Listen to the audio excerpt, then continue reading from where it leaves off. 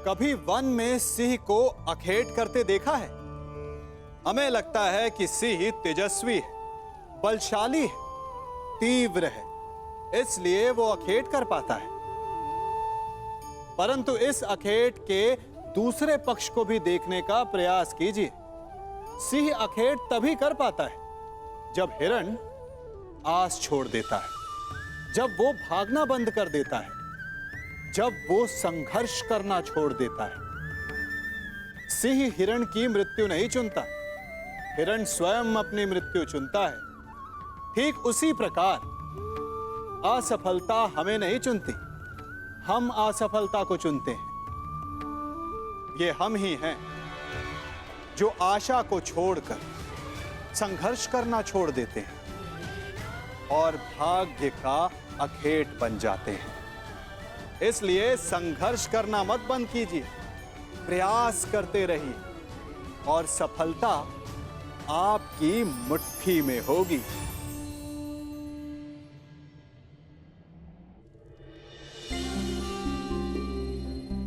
पुत्र,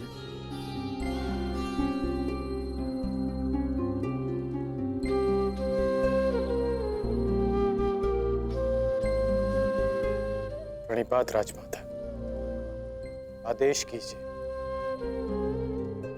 कि ये राधे आपकी कैसे सहायता कर सकता है। अब तुम केवल राधे नहीं,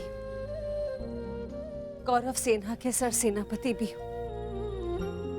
तुम्हारा वचन सुनिश्चित कराने आई हूं कि सेनापति के मुकुट के भार के नीचे कहीं वो वचन न दब जाए जो राधे ने दिया था। मैं वचन देता हूं कि अर्जुन के अतिरिक्त आपके किसी पुत्र का वध नहीं करूंगा मैं। तो क्या जन्मदात्री को संदेह है कि कर्ण अपना वचन निभाएगा या नहीं? मुझे उस वचन की पूर्ति पर कोई संदेह नहीं है जो तुमने मुझे दिया है। मैं वो वचन स्मरण कराने आई हूं जो वचन तुमने अपनी पत्नी सुप्रिया को दिया था। एक पति ने अपनी पत्नी को दिया था कि आवश्यकता के समय पर वो हर समय उसके पास उपस्थित रहेगा। सुप्रिया को तुम्हारी आवश्यकता है कर्ण। जानता हूं राजमाता, किंतु मैं नहीं जा सकता।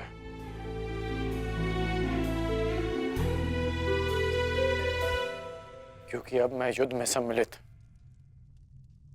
केवल एक योद्धा नहीं, अब मैं कौरव सेना का सरसेनापति हूं। अब युद्ध समाप्त होने से पूर्व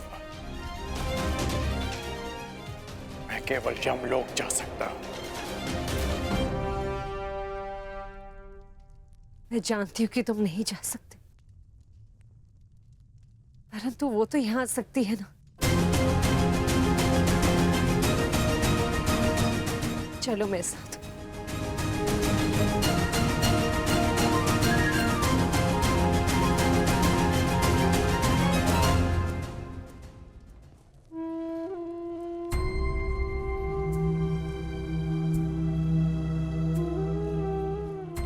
सुप्रिया,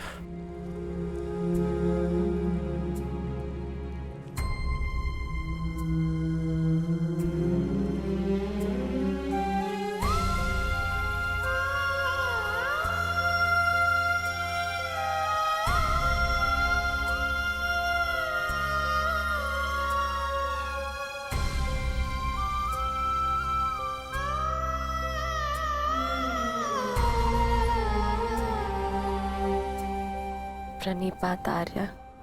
तुम अस्वस्थ हो सुप्रिया, फिर इतनी लंबी यात्रा क्यों की? पत्नी अगर पति के पास पहुंच जाए तो आधा रोग अपने आप चला जाता है। हेश, नकुल और सहदेव संभाल लेंगे। उपचार के लिए इन्होंने संदेश भिजवा दिया है। उपचार की आवश्यकता नहीं है राजमाता।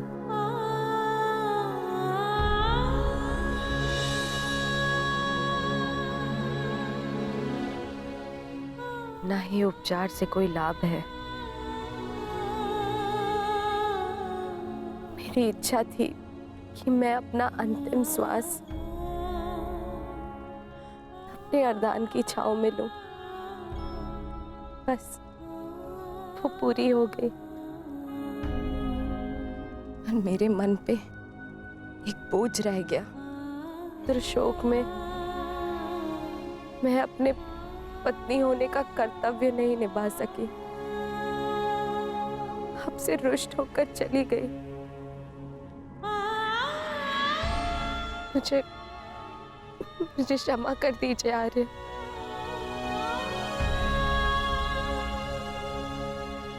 क्षमा मांगने की आवश्यकता नहीं है। मैं भी एक पुत्र हूं।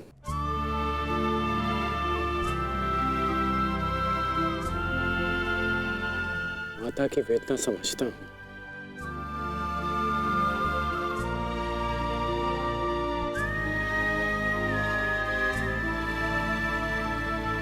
तुम्हारा कोई दोष नहीं है सुप्रिया।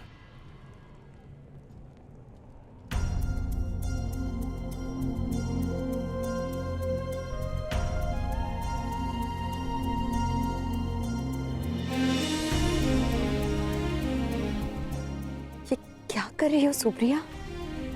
महारानी हो तुम अंक की। धन्यवाद उस देवी का जिसके बलिदान से मेरे जीवन का निर्माण हुआ। मुझे ज्ञात है रुशाली, आर्यकर्ण ने एक अपहरित कन्या से विवाह किया।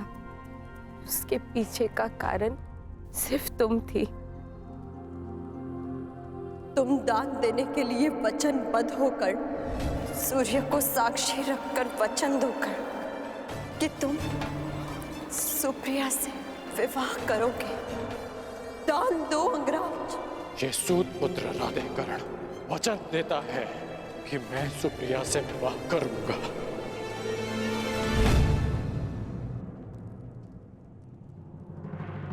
उस पल से इस पल तक मैं जितने भी पल जी हूं तुम्हारी कृतज्ञ बनकर जी हूं रुशाली। कदाचित मैंने अपने पुत्र रुसे का नाम भी तुम्हारे नाम पर रखा। सुप्रिया, सुप्रिया आप कुछ मत कहो, बोलने से कष्ट होगा। नहीं आर्य, मेरे सारे कष्ट तो इस देवी ने हर लिए। स्वयं कांटे सहज कर मुझे पुष्पी शैया दी है रुशाली ने। तुम्हारे कारण मैं सौभाग्यवती हो गई रुशाली। तुमने अपने विवाह की यज्ञ में भी रुशाली ने मेरे नाम की।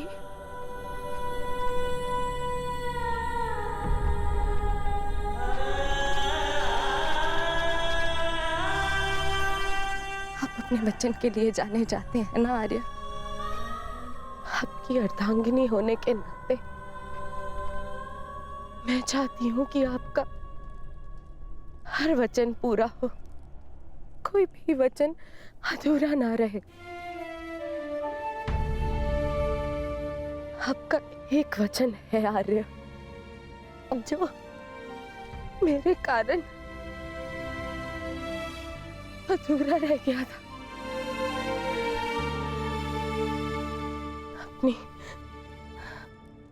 अपनी अर्धांगिनी अंतिम इच्छा पूर्ण कीजिए आर्य, ताकि मैं इस संसार से इस संतोष के साथ जा सकूं।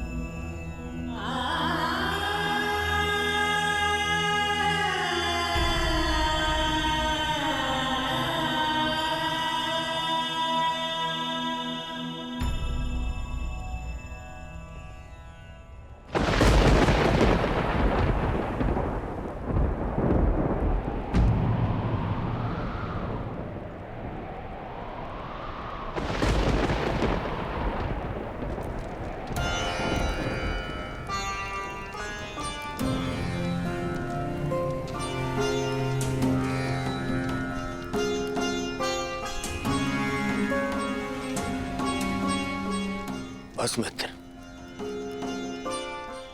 बहुत हो गया, बहुत हो गया मित्र। अब सीमा समाप्त हो गई। हम दोनों की पीड़ा सह पाने की सीमा समाप्त हो गई है मित्र। अब और नहीं, अब कल अंत होगा, हमारी पीड़ा का अंत होगा। हम कल इस युद्ध का अंत करेंगे मित्र, अंत करेंगे इस युद्ध का कल ही।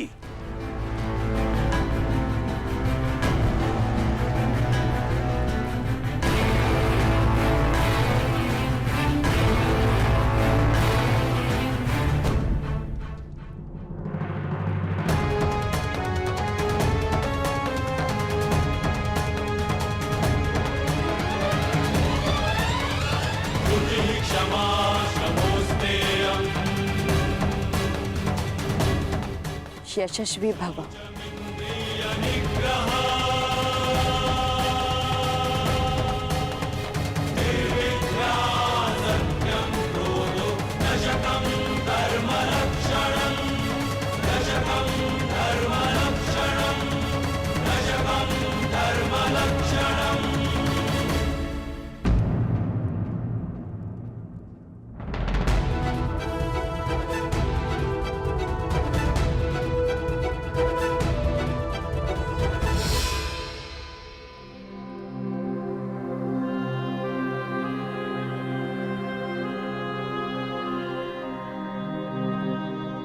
शुभम भवतु।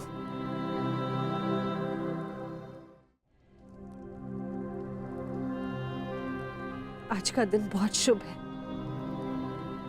मुझे तुम पर गर्व है सेनापति कर्ण। नेत्र मन का दर्पण होते हैं राजमाता, और आपके नेत्रों में गर्व नहीं, भय है। हमारे जीवन में इस क्षण का आना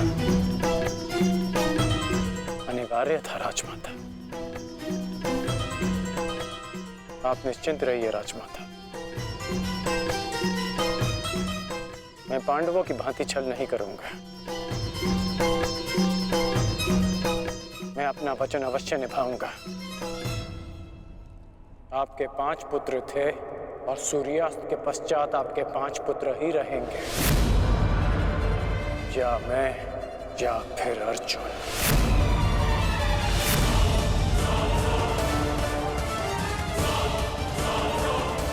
प्रणिपात राजमाता।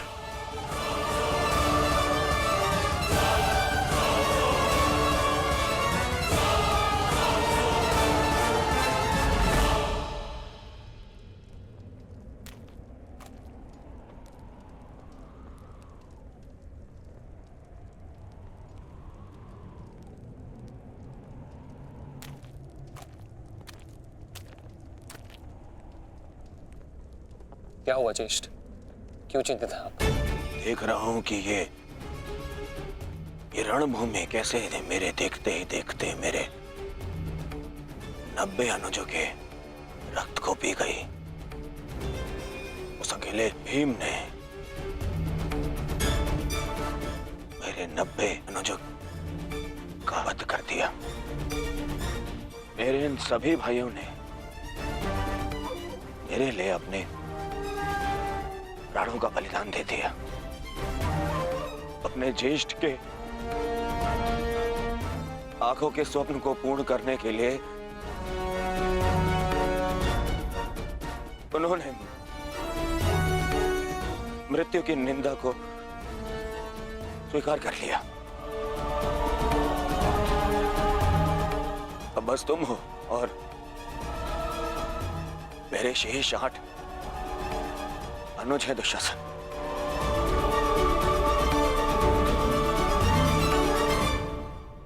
ये सोचकर मेरा हृदय कांप उठता है कि न जाने अब और किसका लहू मांगेगी ये रणभूमि।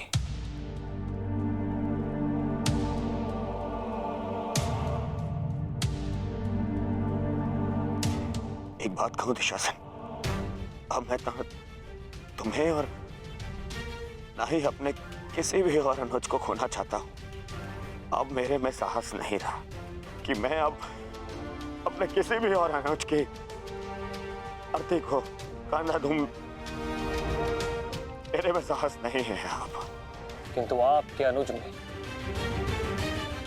साहस है ज्येष्ठ। साहस है कि वो अपने ज्येष्ठ के स्वप्न को पूरा करते करते अपनी आंखें मूंद ले। आपके लिए अपने प्राण देकर प्रसन्नता होगी मुझे, और संतोष भी कि मैंने पितृ ऋण चुकाया, क्योंकि मेरे माता पिता ने आज तक मेरा मुख नहीं देखा, और मेरे लिए आप ही मेरे पिता और आप ही मेरी माता हैं।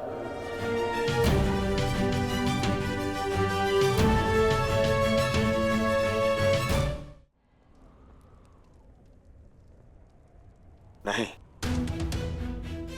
नहीं दुशासन, मैं इस सम्मान के पात्र नहीं हूं। मैं तो लज्जित हूं। परंतु मैं लज्जित नहीं, आपकी आज्ञा का पालन करने के। आपके आनंद के लिए मैंने जो कुछ किया, मुझे उस पर गर्व है। मुझे तनिक भी लज्जा नहीं कि आपके अपमान के प्रतिशोध के लिए मैंने पांचाली का वस्त्र हरण किया। और यदि मुझे ये बार बार करना पड़े तो आपके संतोष के लिए मैं निर्दयता पूर्वक उसका वस्त्र हरण करूंगा, बार बार करता रहूंगा। अपने ज्येष्ठ के लिए मरना और मारना मेरे लिए गर्व की बात है।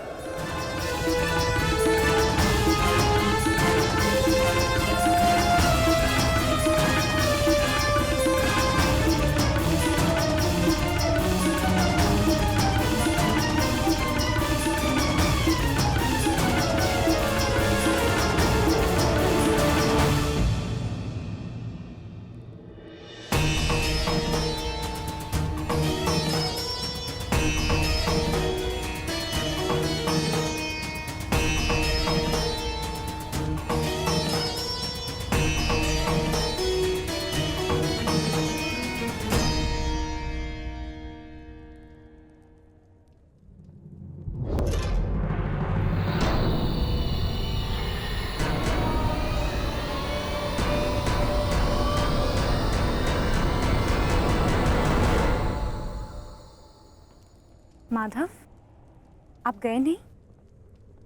मैं उस क्षण को समीप आते हुए देखना चाहता हूं सखी। कौन सा क्षण माधव?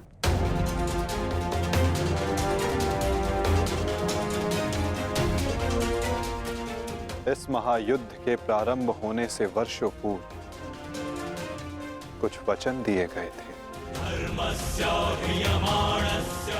कुछ प्रतिज्ञाएं ली गई थी, केश खोले गए थे, उनसे कुछ आशाएं बांधी गई थी सखी। और अब उन वचनों की पूर्ति का, उन प्रतिज्ञाओं के संपन्न होने का, उन केशों को बांधने का क्षण समीप आने को है सखी।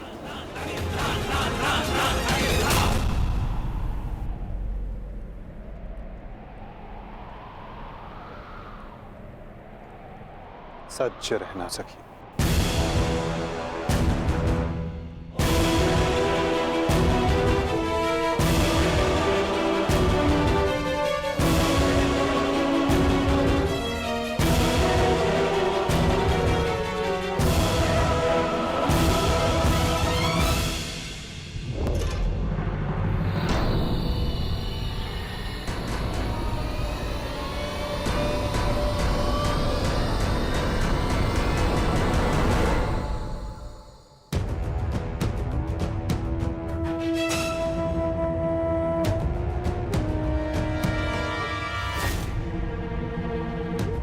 दासियों के मस्तक पर चूड़ामणि शोभा नहीं देती।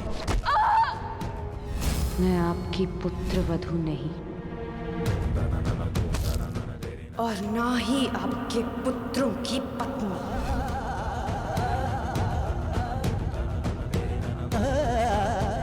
मुझे विश्वास है पांचाली कि इस आने वाले युद्ध में मैं विकोदर भीम उस दुशासन की छाती फाड़कर उसके छाती के लहू से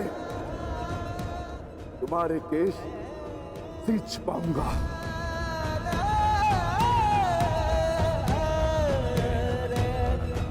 मैं सज्ज हूं माधव, और रक्त स्नान के लिए मेरे केश भी सज्ज हैं।